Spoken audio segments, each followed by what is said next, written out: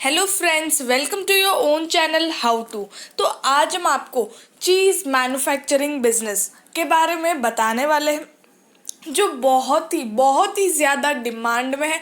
आप सबको पता होगा क्योंकि आजकल के बच्चों को चीज़ इतना ज़्यादा पसंद आने लग गया है, उस वजह से डिमांड भी बहुत ज़्यादा आ रही है चीज़ की।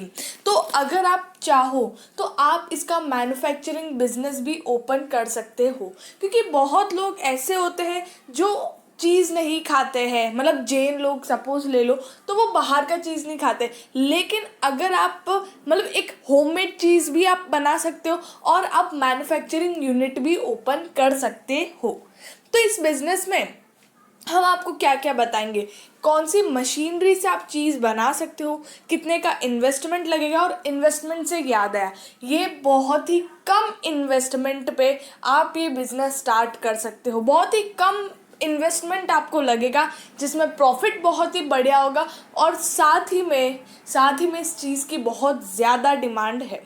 रॉ मटेरियल बताएंगे आपको, कस्टमर्स को कैसे अट्रैक्ट करना है, कितने एरिया में आप ये बिज़नेस स्टार्ट कर सकते हो, कितना मैन पावर लगेगा, कैसे कितनी प्रॉफिटेबिलिटी होगी, कौन से लाइसेंस आपको चाहिए होंगे। तो ये सारी चीज़ें हम इस वीडियो में कवर करने वाले हैं, तो आप वीडियो को एंड तक ज़रूर देखना।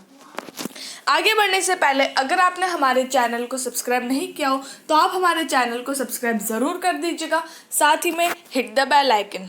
तो सबसे पहले बताती हूँ मैं आपको, नो द बिजनेस। मतलब आपको अपने बिजनेस को जानना पड़ेगा सबसे पहले कि कितनी डिमांड है, आप जिधर रह रहे हो उधर कितनी डिमांड है, डिमांड जाननी होगी। और उसके बाद आप जहाँ पर रहते हो वहाँ पर कौन सी चीज़ की ज़्यादा डिमांड है, इसका आपको पहले ध्यान रखना पड़ेगा ताकि आप वही चीज़ का सप्लाई करो। साथ ही में आपको प्राइस आपको सेट करना पड़ेगा कि मार्केट में जो चीज़ बिक रहा है उसकी क्या प्राइस है, साथ ही में कैसी क्वांटिटी आपको देनी है और मतलब कितनी प्राइस में कितनी क्वांटिटी देनी, ये चीज़ भी आपको पहले डिसाइड करनी पड़ेगी। और कैसी क्वालिटी देनी, क्वालिटी बहुत ज़्यादा इम्पॉर्टेंट, बहुत ज़्यादा मैटर करती है। तो ये सारी चीज़ें एक बिज़नेस स्टार्ट करने से पहले आपको पता होना चाहिए और आपको इन सब की रिसर्च करनी पड़ेगी, उसी के बाद आप बिज़नेस स्टार्ट कर सकते हो।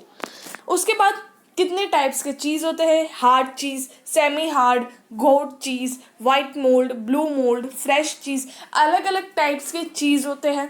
तो अब कौन सी वाली बनानी है ये आपके ऊपर डिपेंड है। उसके बाद रॉ मटेरियल, इसमें ज़्यादा रॉ मटेरियल की ज़रूरत नहीं है।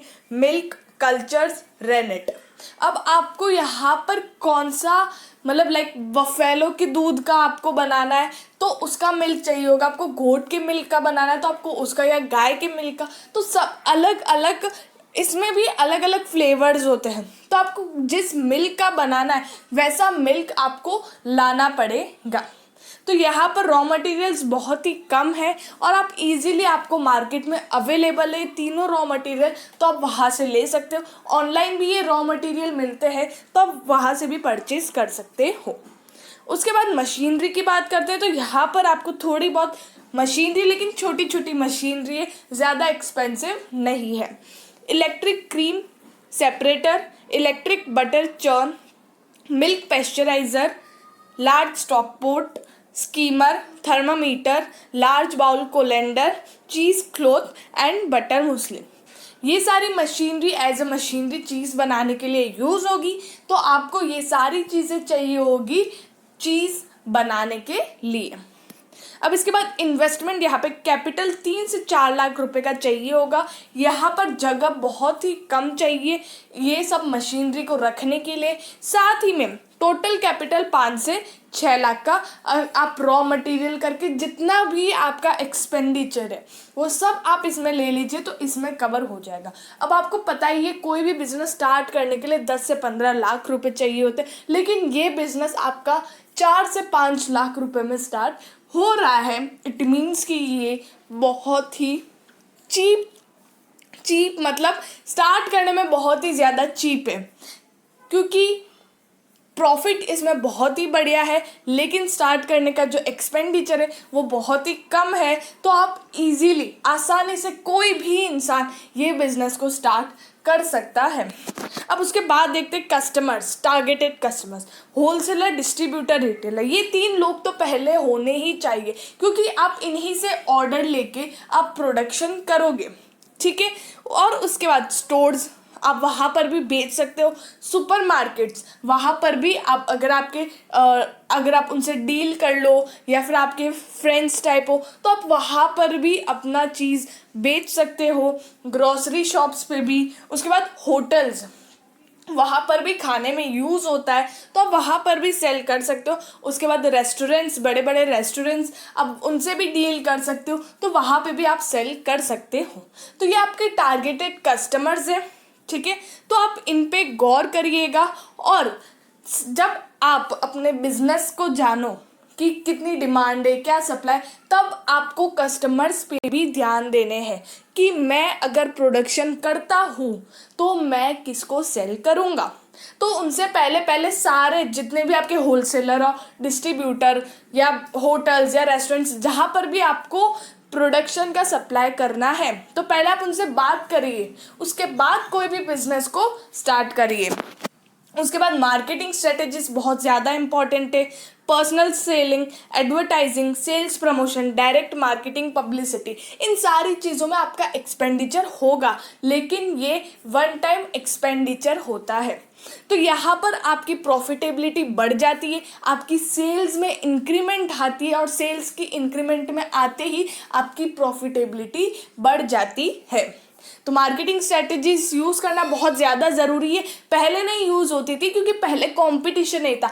अगर आज आप कोई भी बिजनेस स्टार्ट करो, वीडियो देखते टाइम आपको लगेगा आप कर सकते हो, लेकिन जब आप घर से बाहर निकलते हो और ये कंपटीशन देखते हो, तो आपको पता चलता है कि आपको कितनी मेहनत करनी है कोई भी बिजनेस स्टार्ट करने में।